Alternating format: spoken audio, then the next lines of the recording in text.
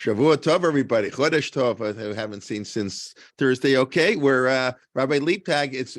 We're killing two birds with one stone. He's continuing his series on the chronology in the Torah, but of course, it's part of our Pesach series because we'll be talking today about when the command to give it Matza. So it's a pleasure to welcome to all the series we do. Always kicking off the week. Vakasha, Rabbi Leibtag. Okay, thank you. And if I remember correctly, when you were giving a list of the classes, you mentioned Rabbi Leibtag be talking about when the commandment of Matza was given. If I'm not mistaken, you said, well, for sure it was given before we left Egypt. It's in Parshat HaChodesh. Didn't you say that? So it is read. It's written in Parshat HaChodesh, yeah. So why do you think that's so simple? It's not simple at all. That's the whole problem. The whole problem is the Torah told us, first of all, what do you mean they left in a hurry? They had 2 weeks notice, but even more, okay, that you can answer. But they knew they had the command to Matza for 7 days is given well before they left Egypt. So the whole thing, right, of course, it changes our whole understanding of Tzimah Charm. That's why I spoke about a Mashir yesterday. Okay. So let's see if we say the same things. Okay, so there's a difference between when the commandment was given and when the commandment was given to. Because the commandment of giving matzah to the Jewish people wasn't given to after they left Egypt. That's in chapter, I'm going to show you in a minute. But the commandment to Moshe was given in Parshat HaChodesh. The commandment to the people wasn't given until after we left Egypt. And that's what we're going to talk about. So let me just share my screen now and we'll get started. And hopefully this week will be less confusing than last week. But we'll give it a try. Okay, so it's class number 7 in our general series, but our first class in our 2 classes on Pesach. And our title sounds like a simple question because everyone knows before we left Egypt in Parshat HaChodesh, we get 2 weeks before we leave Egypt, we're commanded to bring the Pesach, and we eat it with matzah and maror. So the commandment to eat matzah for sure was given before we left Egypt, and we need to bake it when we eat it with the Pesach. Which means that the reason we're eating matzah with Pesach, with the Zevach Pesach, has nothing to do with leaving Egypt in a rush. But at our Seder, we're going to say, when we point to the matzah and say, why are we eating matzah? We say, because we were rushed out of Egypt. So that's a different reason. But the first commandment, to eat matzah, had nothing to do with being in a rush leaving Egypt. It was simply eating matzah with the Pesach. There's another commandment given also in Parshat HaChodesh to Moshe Rabbeinu, please. To eat matzah for 7 days in the spring when you come to Israel. But the reason for that seems to be because we were rushed leaving Egypt. It doesn't make any sense to give that commandment before we leave Egypt. And Am Yisrael only receives it after we leave Egypt. We have to see what's that commandment doing in Parshat HaChodesh. Rabbi, your sound is a little bit unclear. Straight up, because it was better before. I'm going to switch something. I'm going to try my headphones and tell me if this is a little bit better. I'm going to try 2 different options. Mute microphone. Tell me, is this one any better? Testing one. Yes. Way better. Yes. Better? Oh, so that's my camera one. Okay. If this doesn't go bad, let me know, but we'll try this one now. Better? Better. But keep me up to date because I keep on switching. Don't switch. Like the same way. No, because not the record the button. other one's that one's bad. I can't figure out which one. Yeah. The computer has a mind of its own. Okay, I guess that's what the chat was. The 4 chats. Yeah. That's what the chats were about. Okay, yes. good. Okay, so let's get started again. It was confusing without being chopped.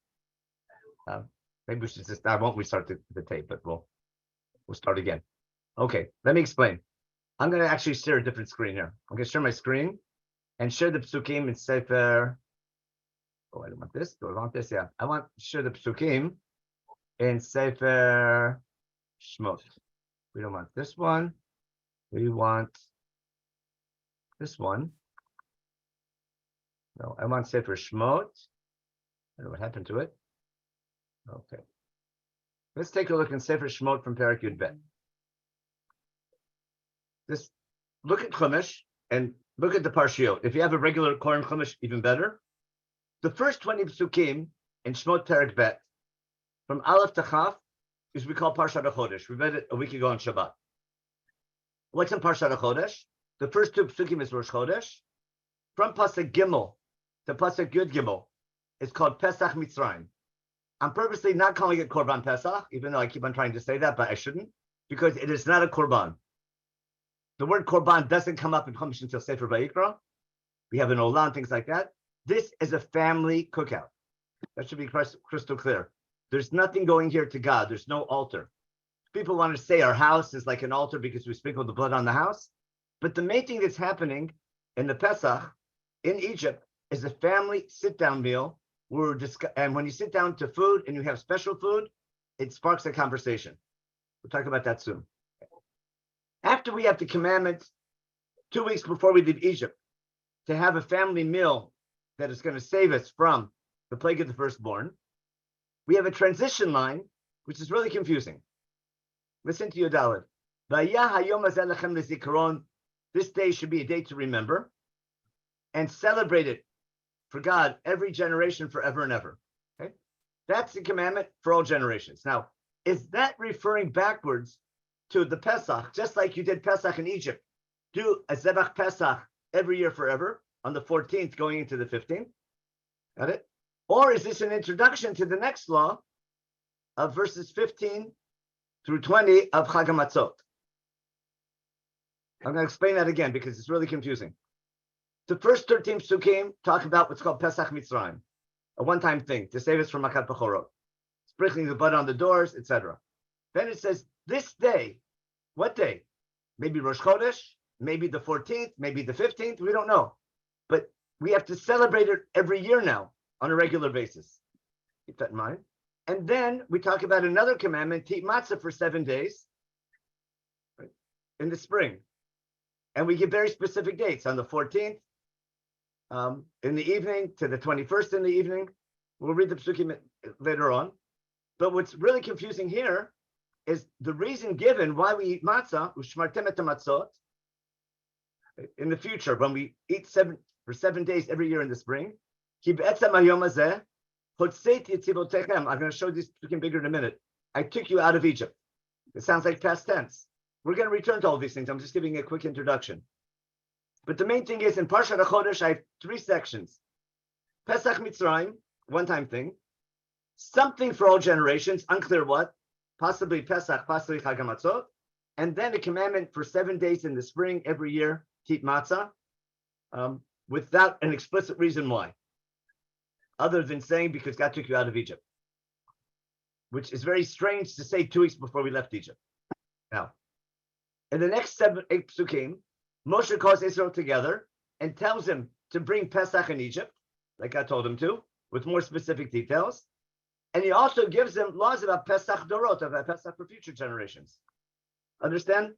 Verses 21 through 28 will talk only about Pesach, not Chag HaMatzot, not eating matzah, but rather the Pesach sacrifice, the Pesach gathering, that we do in Egypt, and we're supposed to do when we get to the land of Israel every year.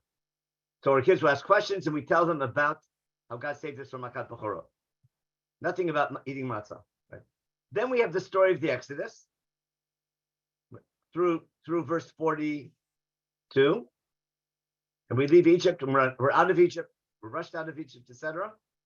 And then we have another law about Pesach, which is really strange at the end. We got that Zot Chukat Pesach, that a non-Jew can't eat it, and a ger, if he wants to convert, he can't eat it. We had a whole series on that section. And then after we're out of Egypt, in chapter 13, what happens? God tells Moshe, command the people about the firstborn. But before Moshe tells the people about the firstborn, Moshe tells the people about Chag HaMatzot in the spring for 7 days. In other words, the commandment that God gave Moshe in Parshat HaChodesh 2 weeks before we left Egypt, even though Moshe receives in Parshat HaChodesh, Moshe only tells it to the people after we leave Egypt for a very good reason, because we eat matzah to remember how God rushed us out of Egypt. So how can I command you to eat matzah to remember how we rushed out of Egypt before we left Egypt? The question isn't why Moshe waits till here to tell them. The question is, why does God tell Moshe earlier? Or possibly God told Moshe later also, and maybe Chumash is out of order, and that's our topic. You follow? Now that's what, because Chumash so many times is out of chronological order, this may be one of the first times that's really out of chronological order.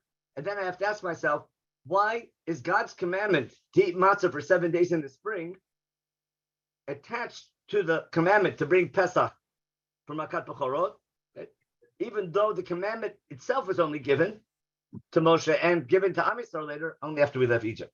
Not that. That's what we have to try and solve today. Then we have law about Tusha Bechor. Moshe tells them, and then we're traveling, and then we have splitting of the sea. That was my introduction. And again, I know it's confusing. I just want to summarize it one more time to make sure it's clear.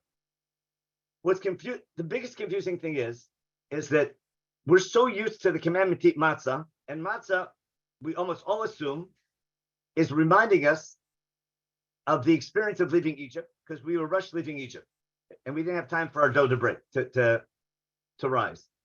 That commandment to eat matzah, to remember how we left Egypt, only makes sense after we leave Egypt, because we were rushed almost in an incidental way.